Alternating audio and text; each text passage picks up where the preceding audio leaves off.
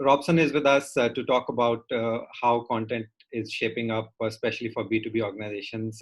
Robson is the CMO of OutSystems based in US. And I'll request Robson to, maybe take a minute to explain what OutSystems does before we get on to our question answer round. Yeah, OutSystems, we think of it as a developer productivity platform. And so, essentially what it does is it makes it much easier for developers to do serious work without all the complications of managing the knowledge of so many systems and resources. And so we do that through low code and AI.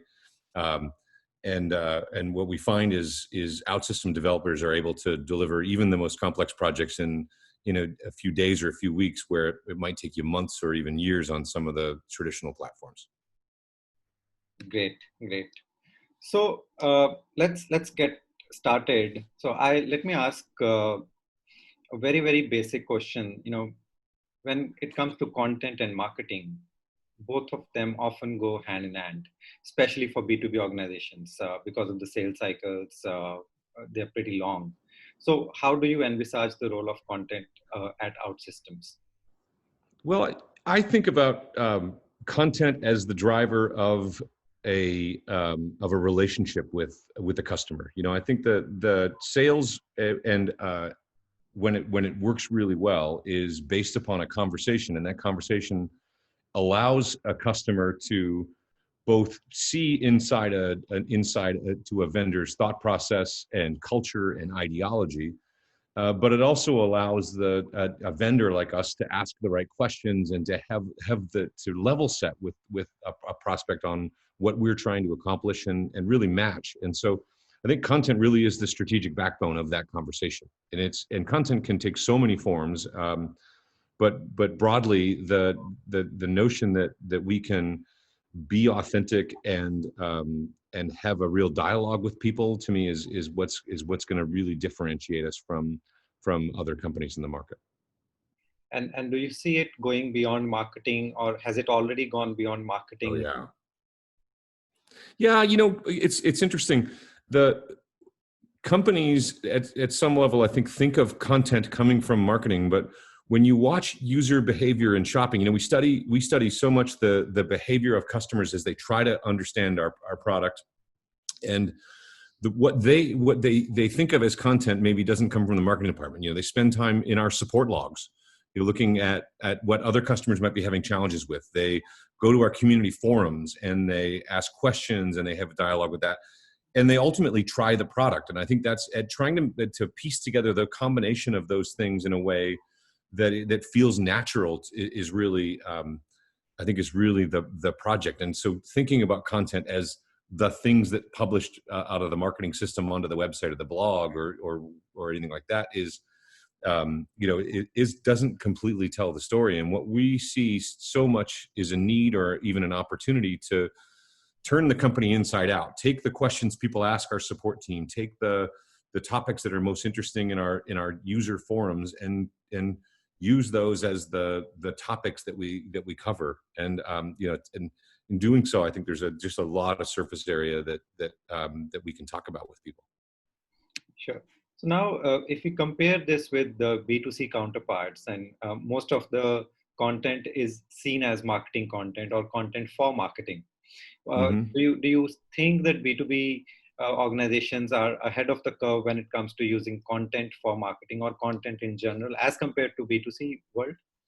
So B2B organizations are probably ahead in terms of their comprehension of the importance of content, but largely are behind in terms of their understanding of the importance of emotion.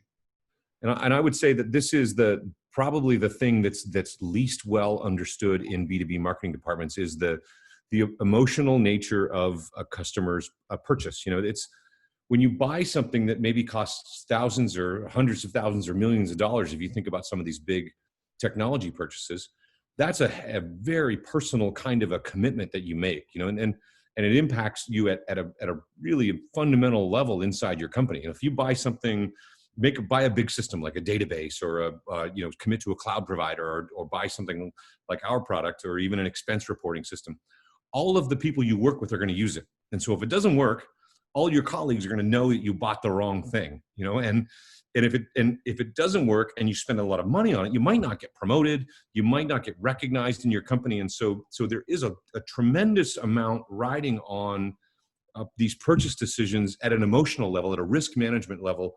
And what I've observed is the companies that allow you to get to know them and build trust in a really open way are the ones who are able to bridge that gap and really get the commitment of buyers. Sure. And because we see B2C content a lot these days, and obviously the objectives are different. The objective of content per se are different for both kind of organizations. Do you think B2C is mostly inclining towards entertainment content or entertaining the consumer, and B2B is mostly engaging at a deeper level? Do you think that? Yeah, at some level, I think they're both trying to engage at a deeper level, but maybe by pulling on different threads. If I'm entertaining you and you're laughing and that's one way to build trust. Another way to build trust is to provide information. Yeah. And it's interesting. I think both sides can learn a lot from each other in terms of their approach. So much. Once, if I'm a B2C brand and I've got you entertained, that's actually a great time to give you some information, right? Because now you kind of want to know what I have to say next. Yeah. I think there's Burger King and their Impossible Whopper has done I don't know how much that's made it throughout Asia yet, but that way that they've introduced that as an unexpected product and entertained around it has given them a vehicle to talk about the content of the product and the health value and so many of those other things in a really fascinating way. Like, to me, that's a really great case study for us to look at. It is. And yeah. I also, so there's so many great stories that are out of the news world right now as well, in terms of how they merchandise information and how they create engagement, particularly as you look at COVID and this crisis we're going through right now. So many of the news organizations have done a great job merchandising content, but in the form of data. But the universities and some of the health associations that have put together data sets and created new ways to present them, to me, is another awesome way to learn about how to present content. Sure. And let's talk about the sales cycles now. We all know how lengthy and how long these sales cycles are, especially in the B2B world, and how the funnel looks very, very huge. And therefore, that creates an opportunity for content, at various stages of the funnel. So I just wanted to discuss that and how OutSystems is using content across the funnel. Yeah.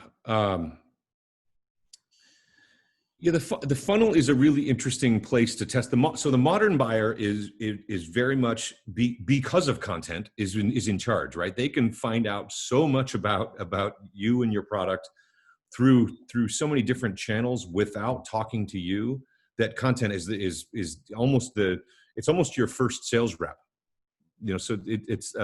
So they'll tend to talk to your content anonymously for maybe weeks and weeks before they ever raise their hand and say, hey, I'd like to talk to a sales rep, or I'd like to try the product, or tell me what the price is. So it plays a really important role in the front of the sales cycle. I think it's as you go through a sales cycle, what you're trying to accomplish is a little bit different, and the people that you're getting exposed to become different. We see later in the sales cycle, you see more execs, hitting your whether it's your website or your blog, and looking for information, looking for corroborating evidence. And later in the sales cycle, it tends to be much more about really hardened information, like case studies on can I actually solve my problem with this? And then also from the other side, brand names of customers I know and trust. Can I see somebody else who's like me, who's bought this, who it's worked for? But I think that one of the most common things we're seeing today is the buyer favoring anonymity for a tremendously a tremendously long part of the sales cycle. And it's almost like that funnel. They don't progress through the funnel necessarily. They sort of teleport from the top of it down to the bottom in like, in a few days. And when you study them, what we found is when we see people do that, we see that they've consumed thousands and thousands of pages and they've written trials, but they've been doing it without us without us knowing it. And it's really instructive that from a content marketing perspective, it's causing us to want to trust more and more just the quality of the information and spend less and less time early on trying to get somebody to fill out a form or give us their personal data. If we make the right stuff, if we give you things that have value, you'll raise your hand and tell us your email address because you want to know more, versus us putting gates up in front of you early on and forcing you to make a trust decision before you really know whether you trust us or not. And that to me is a shift that's going on in sort of ideologies around what content marketing is supposed to do, and how tactically you use it, because I think for so many years it was make something awesome and put it behind a form and then drive people to that form and get them to fill it out because they're going to want your awesome thing. And the more we've looked at it, and this has been our experience with Gartner and the Magic Quadrant. That we've been very fortunate to be at the top of the Magic Quadrant for the categories we compete in for many years. And after looking at the data from years past, what we've just really figured out is, why would we hide behind a report that says we're the best in the market? That doesn't make any sense at all. So what we really are leaning towards, as much as we can, just ungating things and trying to let people in and let them really self-select their moment where they're ready to talk to us. Sure. And on that note, because we're talking about creation of a lot of content across the funnel, do you think the world has moved from a B2B or a B2B discussion to a more human-to-human discussion? Yeah, I love that. Just I think that idea of human to human, it goes to that the what I was saying earlier about the amount of risk that a B2B buyer is managing in their brain. It's if you can't connect with them as people and understand what they're going through and the things that are important to them, you will miss the point as to what the topic is they really want to talk about. What the problem they're really trying to solve is. And I've become a fan of Clayton Christensen, the late Clayton Christensen, and Jobs to Be Done. Yeah, because it's you've read this too. Because so much of what his focus is on what's the customer really trying to do. What is, in their own words, what are they trying to do? And until you can master those words and those concepts the way that they think of them, then your content's just going to miss until you can do that. Yeah. So that idea of we're talking to humans. People, they're not robots who buy things for companies. And do you think that has changed more during this crisis, because we are all going through a huge global crisis now, and how the discussion has moved from anything else to survival, so therefore totally, yes. Well, survival is, it's been such a incredible cleanup of what's important, right? You go like that. I think we're so guilty of just trying to be on top of so many things, and then all of a sudden, if you're in the retail business and you can't take an online order, that's the only thing that matters, right? And then maybe if in phase 2, as you reopen, if you're in the retail business and you can't take a touchless payment, that's all that matters. Yeah. And so that's one side of it. Then I think the other side of it is, as people have gotten some of their time back, where they're not commuting for hours and hours a day, and they actually are, around their family a little more, that kind of thing. They're being also, I think, very selective about who they'll pay attention to, because you're making me choose between, my kids or your thing, or my family or your thing. And so it's been a really a dramatic winnowing process in terms of the things I'm willing to pay attention to. And because of that, because we are going through a very unprecedented environment, do you see or do you recommend that brands should invest more rather than cutting down spend, especially on content? Oh, especially on content. I mean, I think because, you know, the other thing that a great content program will do is it'll take the pressure off your advertising budget, because it'll make you, if you're shrewd about it, it'll make you more relevant in terms of organic search. I think it's the engine that can drive what is probably the highest converting lead source, traffic source of that you can find, which is organic buyers. The people who are out searching for answers to their problems are way more motivated than people who you go interrupt during some other process. And so that's, I think, the other dimension of a great content marketing program is it can power that effectively free traffic source that you don't have to pay for. And you get it just because you're smart about the right topics, and you're smart about the topics that your customers care about. Sure. And do you remember any recent campaigns in the last 6 to 12 months that OutSystems has done, or any content program? And if not, maybe you can talk about a favorite example of some of other B2B brands, you know, because we are all learning from each other right now. Yeah,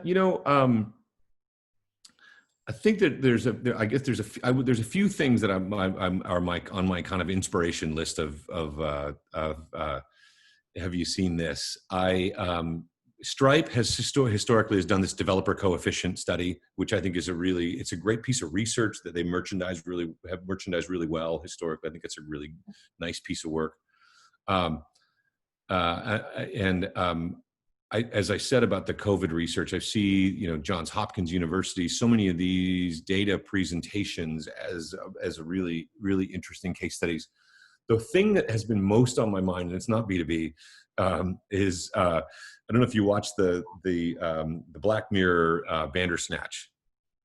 It's an interactive movie. Effectively, it's a Netflix movie that you get to choose the character's next action, and then if the story shapes out based upon what you choose. And that, to me, is, over the past couple of years, that's the most interesting thing that's happened in content, because it takes that idea that the consumer is in charge and personifies it on such a grand level that it's that I look at that as it's real inspiration for what we should be trying to accomplish. Great. And because there is too much of change which is forced upon B2B players now because of the crisis. For example, digital transformation, nobody can shy away from, or nobody can avoid anymore. And a lot of people have learned it the hard way now. So digital transformation is one, and therefore once you're digital, you need a lot of content.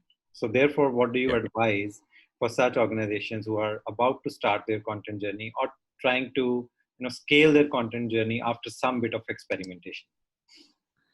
Yeah, I think the first thing to do is look at what you've already made that your customers use. Your documentation is such a fascinating source of content. And like I said about our company, the support logs, what are customers asking about is another really fascinating one. And then from there, I think you look at, in your category, look at the organic search data. Where is the traffic aggregating? Really, and use those areas of high utility as your starting points. Because you can find your own story, certainly independent of that. But if you look for your story inside of those places, what you're going to naturally find is more traffic. And so, and you're also going to get a bunch of really interesting feedback about what people really care about. The things that they're really already trying to find is. So I think those are the best places to start. I think the other thing I would say is think like a news organization. It's you make a podcast. You can make you can produce find a story, create some interviews, and produce an episode in no time. And that, to me, is that's a way for content marketers to think about what they're trying to do. Is how do I conceive of a story, build it, publish it, and use that to get some feedback, versus the old way of thinking about marketing was you would write a paper and then you would hand it around and people would have to approve it and edit it. All these things would happen, right? And it would take 6 weeks. And that whole old school process has got to go. And again, just make your team into a newsroom. Like you got to publish a story today. How are you going to do that? And that will give you a sense of urgency, I think, and timeliness. And it'll also free you from overworking problems. You can do things in a really lightweight, fast manner. So that's my advice. Sure. And on that particular note also, for some B2B organizations, creating a white paper used to be the content marketing strategy. Yeah. 6 months back or 1 year back. Yeah. And that and events, physical events, because a lot of sales pipeline was created during events, and now events are gone completely. Yes. Yeah. So do you advise them to be multi-format and multimedia, and within digital, because now we don't have the luxury of offline media, but within digital, do you advise them to be multi-format and go away from or move away from text-based content? Absolutely. Yeah. I think that, this format, like a podcast format, is a fascinating one. And both internally and externally, podcasts can be such a great way to do internal education around topics. So I think that's a really great way to build content. I think video is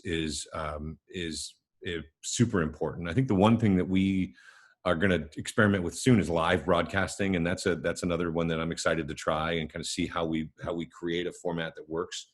And the biggest thing with all of those other media types is they all have the same challenge as that old school white paper, right? Like, people don't watch 3-hour long videos. They might listen to a 20-minute interview or watch a 3-minute demo. They're not going to watch a feature film length video. So being really focused on having content that's snackable and that I can kind of go deeper and deeper into and have sort of a telescoping journey with it is I think the thought process people have as they go to make those things. And then I also think back to that newsroom idea.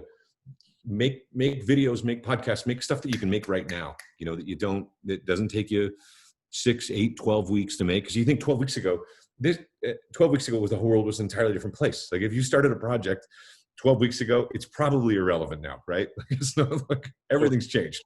So make something you can deliver next Monday, not 6 Mondays from now or 10 Mondays from now. No, I completely agree. Agility is something which they are all learning now. Yes, absolutely. So on a lighter note, what is that first thing you will do immediately once we are out of this crisis, as a marketeer or as an individual? I'll go to a restaurant. I feel like I've been washing the same dish for 100 days. Like I would just, so the idea of a restaurant to me, it feels so glamorous and exciting. It just, and the idea of being around other people and the energy that come with spaces like that. Yeah, I'm excited to get out. Yeah. How about you? No, we are all longing for that actually. Just go out and do something. Yeah. Although in Singapore it's not that bad. I know we are all free to go out and restrictions are getting easier day by day. But still, you feel that the full freedom is not there. Yeah. I tell you, I miss the airport too, because I love coming to Singapore. We have such a big team in Lisbon, where the company was started. I'm just dying to get back there to see everybody. And so, I'm as much as, we kind of complain about business travel sometimes, I'm ready to get back out there and see everybody in person. Awesome. So that's it from my side. I think thank you for joining us. And sparing your time for us and sharing such lovely insights. I think we are all, as I said, learning from each other, and these insights will definitely help our readers and the fellow B2B marketers. Awesome. Well, it's been great to talk to you. Thank you.